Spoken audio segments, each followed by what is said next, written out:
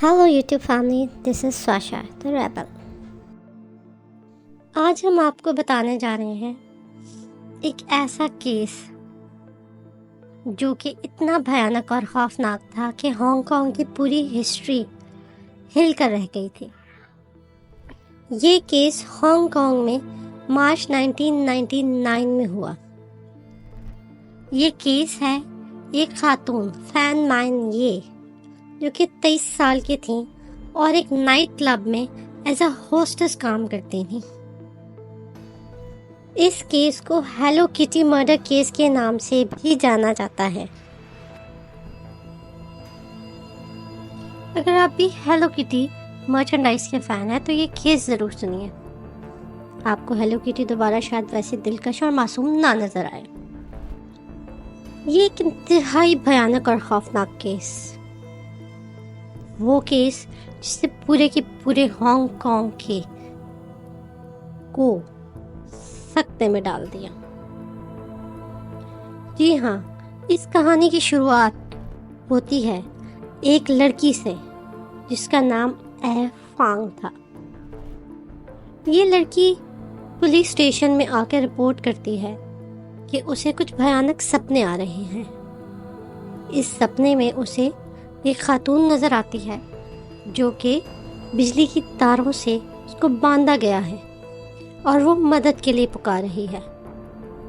Police उसकी बातों पर यकीन नहीं करते क्योंकि इस 14 साल लड़की की हिस्ट्री रही होती है कि वो किसी नशे आवर चीज़ों में मुलव्वस रही है, लेकिन वो फिर भी अपनी बात पर उसको बताती है कि इस तरह के भयानक सपने उसका पीछा इसलिए कर रहे हैं क्योंकि वो इस मर्डर में खुद मुलव्वस थी।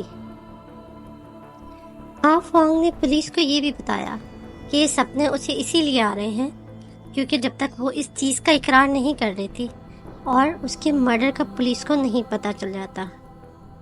वो पुलिस को ये भी बताती है कि उसे पता है कि उस लेडी की डेड बॉडी कहाँ पर मौजूद है। ये सुनकर जब पुलिस वाले उसके साथ उसके फ्लैट पर जाते हैं तो यहाँ पर कोई नॉर्मल क्राइम सीन नहीं होता। जी हाँ, पूरे की पूरे फ्लैट में सिर्फ हेलो किटीज के खिलौने मौजूद थे। उनके कप्स, उनके कुशन, उसके पर्दे, हर चीज़ हेलो किटीज, उसके खिलौने, चारों तरफ सिर्फ हेलो किटीज ही की चीजें पड़ी हुई थी। लेकिन इन सब में भी एक चीज और थी जो कि पुलिस वालों के लिए बहुत ही शॉकिंग थी। वो थी हेलो किटी की एक मर्मेड बॉडी, एक पूरी बहुत बड़े साइज की मर्मेड बॉडी जिसकी शक्ल या जिसका कद तकरीबन एक ह्यूमन बॉडी जितना था। लेकिन शौक आपको तब लगेगा कि ये मर्मेड कोई आम मर्मेड नहीं थी। इसके बॉडी यानी इसके सर में एक कटा हुआ औरत का सर मौजूद था। पुलिस क्राइम सीन से उस मर्मेड को ले जाती है, लेकिन औरत का ये कटा हुआ सर उस मर्मेड में कैसे पहुंचा, ये कहानी अभी बाकी है। केस की शुरुआत करते हैं चाइना के शहर शेनज़ेन से। 1976 में फैन मैन ये शेनज़ेन में पैदा हुई और उनकी फैमिली ने गुर्बत की वजह से उन्हें छोड़ दिया। इसकी वजह से उन्हें एक ऑर्फनेज यानी यतीम खाने में बड़ा होना पड़ा। इसी तरह इस यतीम खाने में जब वो 15 साल की हो गई तो क्योंकि एज रिस्ट्रिक्शंस थी, क्योंकि अब वो 15 साल की थी, तो उन्हें कहा गया कि अब वो यतीम खाना छोड़ के जाएं और अपने लिए खुद कुछ कमाने का करें। 15 साल की उम्र में वो दोबारा से बेघर हो गई। वो इसी तरह गलियों में फिरती रहीं, वो ड्रग्स भी लेने लग गई थी और इसी तरह उनको ज़बरदस्ती जिस्म फरोशी में भी मुलव्वस करवा दिया गया था। वो सिर्फ 21 साल की थी जब उन्होंने बाकायदगी से ایک کوٹھے پر بھی کام کرنا شروع کر دیا جو کہ شام شوئی میں تھا۔ یہیں پر کام کرتے کرتے فین مے کا ایک ریگولر کسٹمر جو کہ اس کا کلائنٹ تھا اور ساتھ ہی اس کا ایک فیلو ڈرگ ایڈکٹ بھی تھا، وہ زوہان، اس سے فین نے شادی کر لی 1996 میں۔ ان دونوں کی شادی کے بعد تقریباً 2 سال بعد ان کے ہاں پہلے بیٹی کی پیدائش ہوئی 1998 میں۔ فین مین یہ اور اس کے ہسبینڈ وو زوہان یہ ہانگ کانگ کے ڈسٹرکٹ مونگ کاک میں رہتے تھے، لیکن شروع ہی سے فین کا جو ہسبینڈ تھا وو زوہان وہ کبھی بھی اس سے اچھا سلوک نہیں کرتا تھا، وہ بہت ہی ابیوسو تھا۔ اس کے پڑوسی اکثر رپورٹ کیا کرتے تھے کہ وہ رات میں ان کے آپس کی لڑائی اور بچے کی چیخنے چلانے کی وجہ سے اٹھ جاتے ہیں۔ جب فین مے کی پریگننسی ہوئی اور اس کے بعد اس کے بیٹے کی پیدائش ہوئی، تب فین نے سوچا کہ اب وہ مزید اس طرح کی زندگی نہیں گزارے گی، وہ اپنی زندگی بدلنا چاہتی تھی۔ وہ خود کو اور اپنے بیٹے کو ایک اچھی اور محفوظ زندگی دینا چاہتی تھی۔ اسی کی وجہ سے فین نے ڈرگس بھی چھوڑ دیے اور پراسٹیٹیوشن یعنی جسم فروشی بھی چھوڑ دی۔ اسی وجہ سے اسے ایک جگہ جاب بھی ملی جہاں پہ ایز اے نائٹ کلب میں وہ ایمپریس کروکے کلب میں اس نے ایز اے ہوسٹس ایک جاب کر لی۔ اس کی وجہ سے جب وہ تھوڑی سٹیبل ہوئی تو اس نے اپنے ہسبینڈ کو چھوڑ دیا کیونکہ اس کا ہسبینڈ بہت ہی ابیوسو اور وائلنٹ تھا۔ لیکن ان سارے حالات میں اس کی انکم بہت ہی کم تھی اور اسے خود کو اور اپنے بیٹے کو سپورٹ کرنے کے لیے بہت ہی مشکل حالات سے گزرنا پڑ رہا تھا۔ نائٹ کلب میں ہاسٹس کی جاب کے ساتھ ساتھ وہ ایز اے ڈرگ ڈیلر بھی کام کر رہی تھی۔ فین مین یہ کی انکم بہت زیادہ کم تھی، لیکن وہ ساتھ ساتھ ڈرگ سپلائی کرتی تھی۔ اسی ڈرگ سپلائی کے دوران اس کی ملاقات چین مین لاک نامی ایک بندے سے ہوئی۔ یہ 33 سال کا آدمی وو شنگ وو ایک ٹرائیڈ کا ممبر بھی تھا۔ ہانگ کانگ پولیس کے مطابق وو شنگ وو ایک ٹرائیڈ یعنی گروپ تھا جو کہ ہانگ کانگ پولیس کے مطابق ہر قسم کے جرائم میں ملوث پایا گیا تھا، جس میں ڈرگ ٹریفکنگ، گیمبلنگ، جسم فروشی، باقی سارے کرائمز ان کے انڈر ہوتے تھے۔ لیکن فین مے کی اس چیز کی چین لاک میں دلچسپی نے اس ہسٹری کو نظر انداز کر دیا۔ وہ فین کا ایک ریگولر کسٹمر بھی تھا جو کہ جب وہ براٹھل میں کام کرتی تھی کوٹھے پر تب وہ اس کے پاس ریگولرلی آیا کرتا تھا۔ لیکن 1999 مارچ میں جب یہ دونوں ایک دوسرے سے مل رہے تھے، اس ملاقات کے دوران فین مے نے ایک بہت ہی غلط حرکت کر دی۔ وہ چین مین لاک کا جو والیٹ اس کے پاس پڑا تھا اس میں سے اس نے ہانگ کانگ ڈالر جو کہ تقریباً 4000 تھے اس میں سے اس نے وہ چرا لیے۔ یہ 4000 ہانگ کانگ ڈالرز US $500 کے برابر ہوتے ہیں۔ لیکن چین کو بہت جلد ہی پتہ لگ گیا کہ فین مین نے اس سے یہ پیسے چرا لیے ہیں، تو چین لاک نے نہ صرف اس سے یہ پیسے واپس ڈیمانڈ کیے بلکہ اس کے ساتھ ساتھ اس نے ایسے جرمانہ اس کو کہا کہ اب تو مجھے 10,000 روپے اور بھی لا کر دو گے۔ فین مے نے وہ 4,000 روپے تو فوراً ہی واپس کر دیے، لیکن یہ $10,000 کی اماؤنٹ اسے واپس کرنے کے لیے تھوڑا سا ایکسٹرا ٹائم چاہیے تھا جو کہ اس کو نہیں دیا گیا۔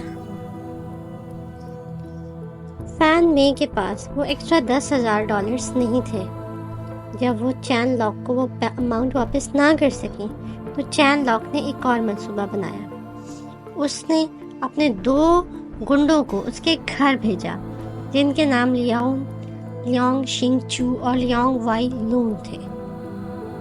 ان دونوں سے کہا کہ وہ فین کو اغوا کر کے اس کے گھر لے آئے، جہاں اس نے اس کو اپنے اپارٹمنٹ میں رکھا، اور اس طرح سے وہ اپنے دوستوں اور باقی لوگوں کو اپنے اپارٹمنٹ پر لے کر آتا تھا اور ان سے کہتا تھا کہ وہ جس طرح چاہیں فین کو یوز کریں، اور واپسی پہ وہ ان سے پیسے لیتا تھا۔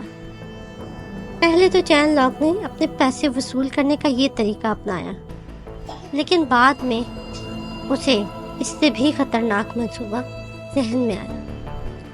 اس نے فین مے کو ایک اور سزا دینے کا سوچا، تاکہ باقی جو بھی لڑکیاں جو اس طرح کا کبھی بھی سوچیں، ان کے لیے وہ فین مین یہ کو عبرت بنانا چاہتا تھا۔ اور یہاں سے ایک اور خوفناک داستان شروع ہوتی ہے۔ چین لاک کے دونوں دوست فین مین یہ کو اپارٹمنٹ کے 3rd فلور پر لے جاتے ہیں۔ وہاں پر وہ اسے بجلی کی تاروں سے باندھ دیتے ہیں اور بیس بال کے بیٹ سے اسے مارنا شروع کرتے ہیں، اور یہ ایک دن نہیں، کئی دنوں تک یہ مار دھاڑ اور اس کا سلسلہ رہتا ہے۔ وہ گندے قالین وہاں پر لٹکا دیتے ہیں، جسے وہ ایسا ہائیڈ یوز کرتے ہیں تاکہ فین یہ کی جو آوازیں ہیں وہ ارد گرد کے لوگ نہ سن سکیں۔ یہ تشدد کا سلسلہ کئی دنوں تک جاری رہتا ہے۔ کتنے ہی دن جب وہ فین مے کو مار مار کر تھک جاتے ہیں، پھر وہ اپنے روم میں آتے ہیں، پھر واپس جاتے ہیں۔ اسی طرح فین جو کہ 13 سال کی عمر کی تھی، جو کہ اس ٹائم چین لاک کی دوست تھی، ایک دفعہ وہ آتی ہے اپارٹمنٹ میں اور دیکھتی ہے کہ چین لاک فین مے کو بہت بری طرح سے اس کے سر پہ مارا جا رہا ہے۔ اسے یہ چیز دیکھ کر بہت مزہ آنے لگتا ہے، اور وہ بھی چین لاک کو جا کر جوائن کر لیتی ہے، اور اس طرح سے یہ سب مل کر اسے روز ٹارچر کرتے ہیں۔ صرف یہی نہیں، بلکہ وہ یہ بھی کرتے ہیں کہ اس کے جسم کو جگہ جگہ پر پلاسٹک سے، ہاٹ ویکس سے اور کینڈل ویکس سے جلاتے ہیں۔ جب وہ اسے مار کر اور ٹارچر کر کے تھک جاتے ہیں تو وہ تینوں اپنے اپنے الگ الگ رومز میں جا کر ویڈیو گیمز کھیلنا شروع کر دیتے ہیں، بغیر یہ پرواہ کیے کہ باہر کوئی عورت مر رہی ہے۔ یہ سب کچھ تقریباً کئی مہینوں تک جاری رہا۔ فین روز کی مار کھا کھا کے بہت زیادہ کمزور بھی ہو چکی تھی، بلکہ اس کے جہاں جہاں زخم ہوتے تھے وہاں اس زخموں پہ اس پر مسالے لگا کر اسے اور بھی ٹارچر کیا جاتا تھا۔ اس کے پاؤں کو آگ سے جلا دیا گیا تاکہ وہ چل نہ سکے۔ یہ سب تشدد سہ سہ کر فین انتہائی کمزور ہو چکی تھی، اتنی کمزور کہ نہ وہ چلنے پھرنے اور بات کرنے کی بھی قابل نہیں رہی تھی۔ اس کے جسم کے مختلف حصوں کو جلا کے، کاٹ کے اور اس میں مسالے بھرے جاتے تھے۔ اب تو اسے کوئی درد اور وہ محسوس بھی نہیں ہوتا تھا۔ یہ سارے دوست مل کر جب انہیں لگا کہ اب اسے مارنے میں اور مزہ نہیں آ رہا، تو انہوں نے ایک اور گھناؤنا جرم کیا۔ فین کو الٹا باندھ کر ایسا پنچنگ بیگ یوز کیا گیا تاکہ انہیں اور بھی مزہ آ سکے۔ فین کو الٹا باندھ کر پنکھے سے لٹکایا جاتا تھا، کبھی کبھار تو اسے الٹا لٹکا کر کئی گھنٹوں تک چھوڑا جاتا تھا، بلکہ کچھ جگہ پر انہوں نے یہ بھی اعتراف کیا کہ پورے دن اور رات فین یوں ہی الٹا لٹکی رہی، لیکن اس وقت تک اس کی باڈی بالکل بے سدھ ہو چکی تھی، اسے کوئی چیز شاید محسوس ہی نہیں ہوتی ہوگی۔ چین لاک اور اس کے دوست اسی طرح فین مے پہ روزانہ تشدد کرتے رہے اور اس طرح انہیں مزہ آتا تھا۔ اسی طرح 15 اپریل 1999 کے دن یہ گروپ باہر ڈنر کرنے چلا گیا۔ اس کے لیے انہوں نے فین مے کو باتھ روم میں لاک کر دیا اور اسے باتھ ٹب میں چھوڑ دیا۔ جب یہ ڈنر کر کے تقریباً کافی گھنٹوں بعد گھر واپس آئے تو فین مے کی ڈیتھ ہو چکی تھی اس باتھ ٹب میں، بلکہ اس کی جو ڈیڈ باڈی تھی وہ پگھلنے بھی لگی تھی، لیکن اس کے بعد بھی انہیں اس پر ترس نہ آیا۔ اس کے بعد جو انہوں نے اس کے ساتھ کیا شاید وہ اس سے بھی گھنانا تھا۔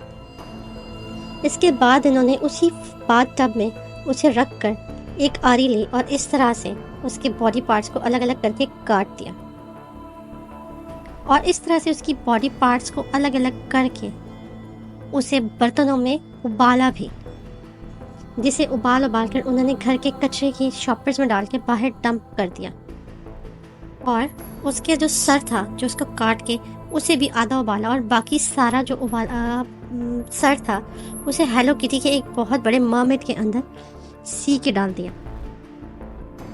اس کے علاوہ بھی بعد میں انہوں نے یہ بھی بتایا کہ بیرونی حصہ تھا اسے چین لاک نے کاٹ کے کتوں کو کھلانے کا کہا تھا، جبکہ صرف اس کے انٹرنل جو آرگنز تھے انہیں جو ہے وہ پکا کے اور بوائل کر کے باہر شاپرز والے بیگ میں پھینکا گیا تھا۔ فین میں کے کچھ انٹرنل آرگنز چین لاک کے فریج میں پلاسٹک بیگز میں بھی پڑے ہوئے ملے۔ فینگ جب پولیس کو اس اپارٹمنٹ میں لے کر آئی تو وہاں پر سارے کرائم کے ایویڈنس موجود تھے۔ ان تینوں چین لاک، لیونگ لون اور لیونگ شنگ چو کو گرفتار کر لیا گیا۔ ان تینوں نے اپنے خلاف اس الزام کو مسترد کر دیا اور ایک دوسرے پر الزام لگایا کہ انہوں نے سب سے زیادہ ٹارچر کیا ہے۔ انہوں نے اس الزام کو مسترد کر دیا کہ وہ فین مے کو مارنا چاہتے تھے، اور اس طرح سے جب کیس ہوا تو کیس میں ان کی جوری نے ثابت کیا کہ شاید فین میں جو کہ ایک قسم کا نشہ میت کا کرتی تھیں اس کی وجہ سے اس کی ڈیتھ ہوئی ہے۔ انہوں نے اسے صرف ٹارچر کیا ہے، اسے قتل نہیں کیا، کیونکہ فین میں کے انٹرنل آرگنز اور آرگنز کو انہوں نے پکا کر گرایا تھا، اس لیے اس کے آرگنز اور باقی چیزوں سے اٹاپسی سے تصدیق نہیں ہو سکتی تھی کہ آخر اس کی موت کی وجہ کیا چیز بنی۔ ڈیفنس میں چین لاک کے لائرز نے جیوری کو یہ بھی بتایا کہ یہ افراد فین مے کو ضرور ٹارچر کر رہے تھے لیکن اسے قتل نہیں کرنا چاہتے تھے۔ اس طرح سے ان کا ڈیفنس جیوری کو یہ ثابت کرنے میں کامیاب ہو گیا کہ یہ قتل کے مجرم نہیں ہیں۔